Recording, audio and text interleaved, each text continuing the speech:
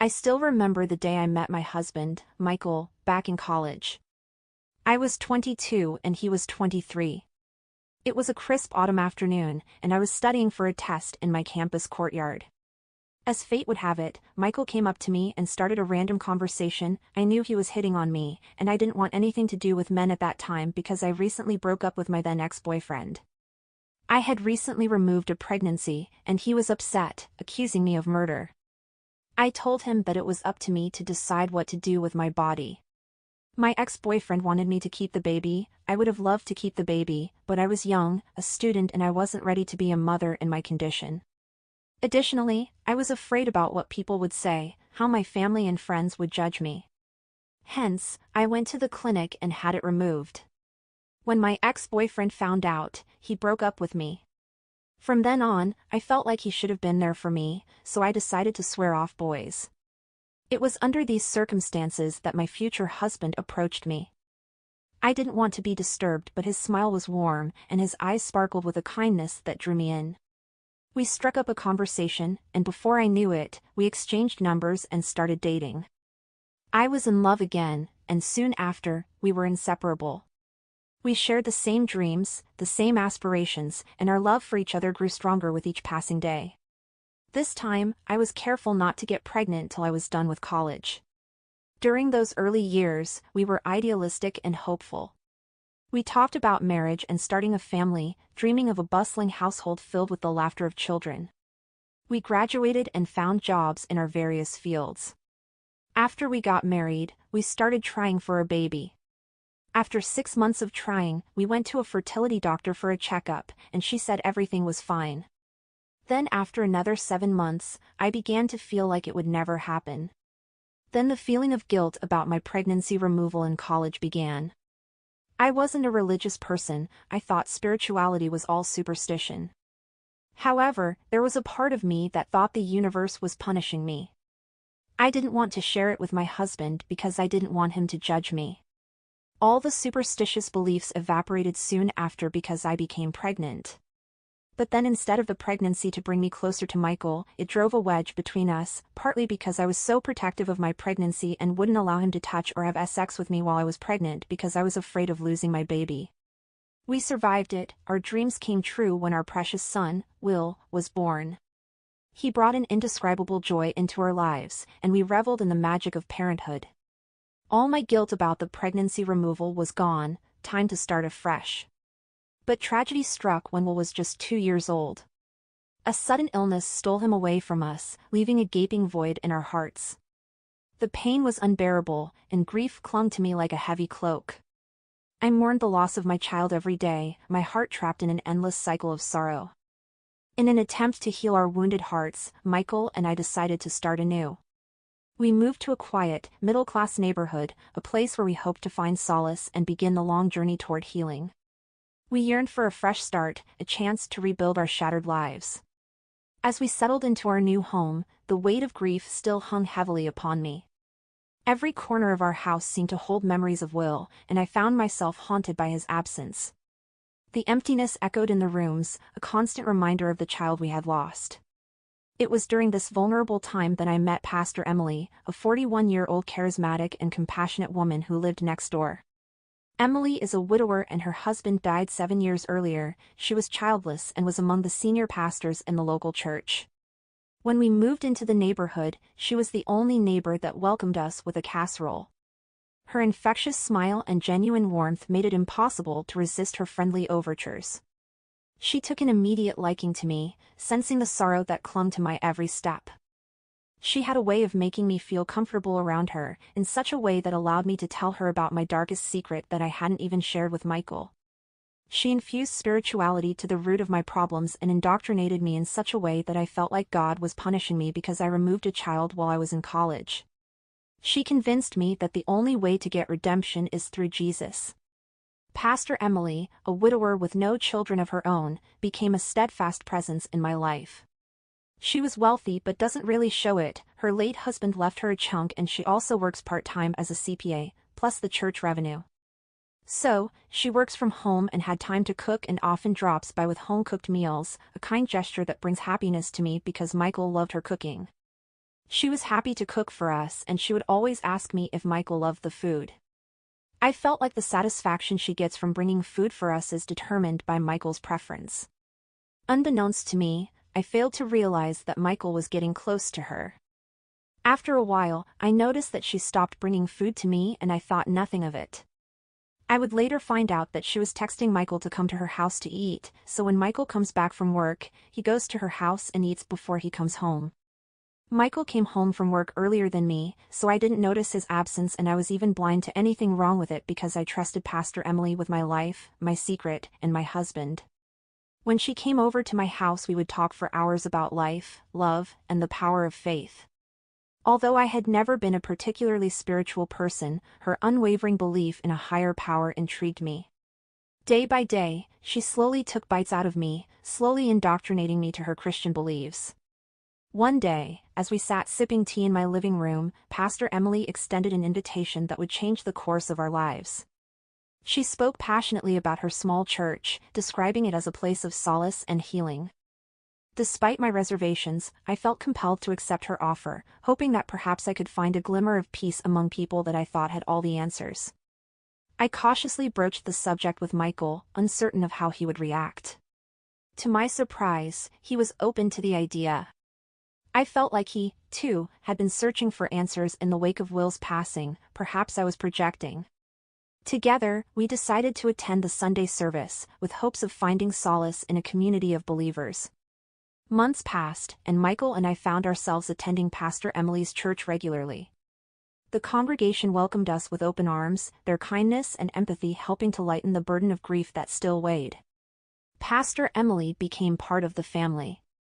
I stopped cooking at home and rather eat at my work cafeteria. I only eat breakfast and lunch, so I made a mistake of feeling comfortable with Michael eating at Pastor Emily's place all the time. As the weeks went by, my suspicions about Michael and Pastor Emily's relationship grew stronger on Michael's birthday, when Pastor Emily bought Michael a 911 Carrera Coupe. That was his dream car. I knew Pastor Emily had money, but to spend $150K on a car for a neighbor made me uncomfortable. I told Michael to return it, he refused, and it started a big fight that ended with him staying away from home for 2 days.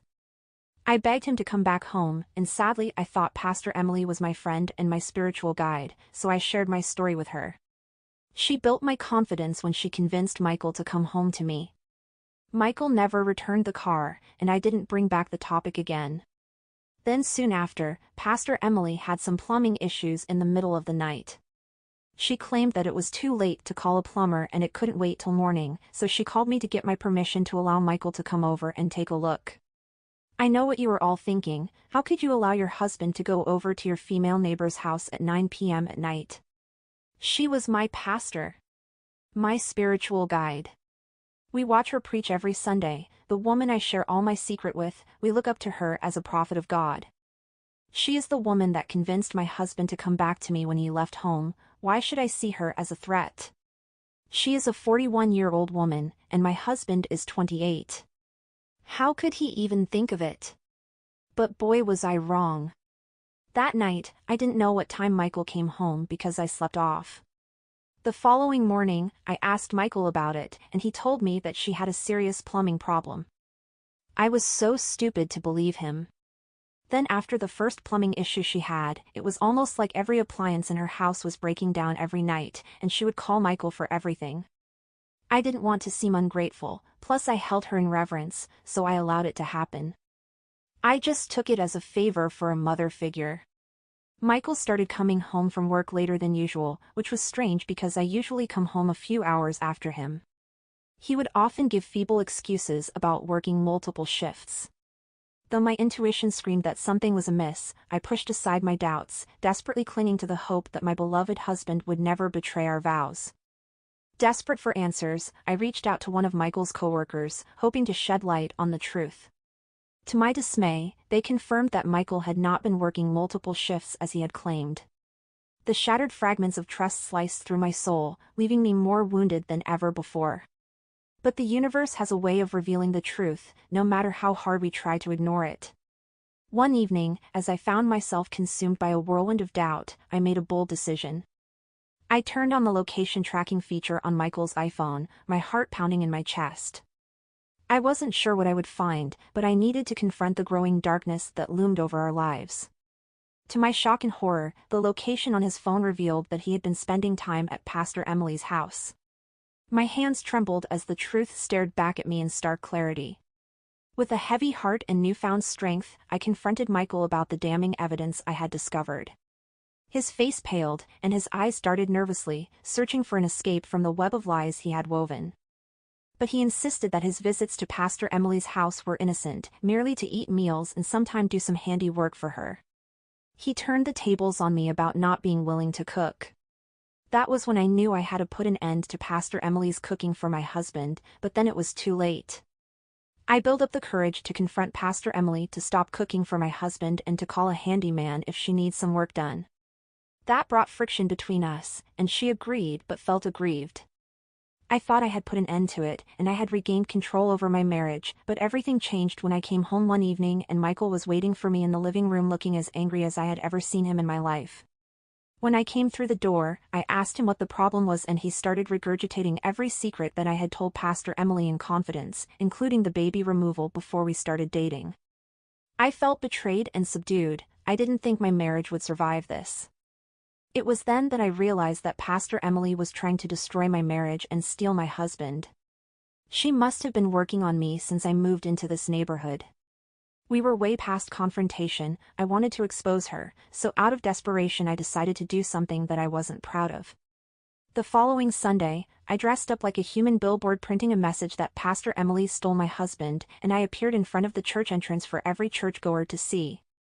It was definitely embarrassing for my husband. He saw it but was too ashamed to confront me, so he went home. I thought it worked. My intention was to expose both of them and force my husband to come back to me. Some of the church members called me to check on how I was doing, but they immediately turned on me when Pastor Emily used the bully pulpit to spread lies about me and even accused me of abusing my husband. Months passed, and the chasm between Michael and me deepened. Despite my pain, I longed for reconciliation, a return to the love we had once shared. But my heart grew heavier with each passing day, burdened by the knowledge of his deceit. We haven't even lived in the neighborhood for more than 2 years and were considering separating. I suggested marriage counseling, but he refused. We started sleeping in separate rooms as I wanted him to be the one to take the initiative, since I felt like I was the only one that was trying to make this marriage work. It's been 4 months since we stopped going to Emily's church and I have severed connection from her. She was still the pastor, and it didn't seem like my antic affected her congregation at all. It was almost like the church was a cult absent of a mind of their own. Reminds me of when Trump said that he could shoot someone on Times Square and his supporters would still vote for him. Yeah, that's what it felt like. I felt alone and ashamed. One day I was on my way to work. I was about to enter my car when I saw Pastor Emily taking out the trash. I couldn't believe my eyes. She was pregnant. What a stab in the back. I couldn't hold myself, my eyes filled with a mix of anger, sorrow, and a desperate need for closure. I confronted her and she denied any wrongdoing, claiming that her pregnancy was the result of a spiritual awakening, a miraculous blessing. I told her that I wasn't one of her sheeps that she can easily deceive. She called me crazy, threatening to put a restraining order on me. I left for work vowing to expose her to the news media and the world. Deep down, I knew the truth. I could no longer deny the signs, the red flags that had silently waved in front of me. My trust in both Michael and Pastor Emily had been shattered, and my faith in love and friendship lay in ruins. In the midst of my pain, I found solace in the love and support of my friends and family. They enveloped me in their warm embrace, helping to mend the broken pieces of my spirit. With time, I realized that the betrayal I had endured did not define me. I was stronger than the pain that threatened to consume me. I filed for divorce, severing the ties that bound me to a relationship tainted by deception. It was a difficult journey, filled with tears and self-doubt, but I knew it was necessary for my own healing and growth. As for Pastor Emily, she continued her ministry, but our paths never crossed again. I found a good therapist to help me heal, one that nurtured my wounded soul without ulterior motives. Through counseling and self-reflection, I rediscovered my own resilience and the power of forgiveness. Years have passed since that tumultuous period of my life, and I am still not ready to be in a serious relationship. Strangely enough, my ex-husband is not with Pastor Emily, but she seemed to have given birth to a second child, perhaps another miraculous blessing? Today, I stand tall as a survivor, a woman who has weathered the storm and emerged stronger on the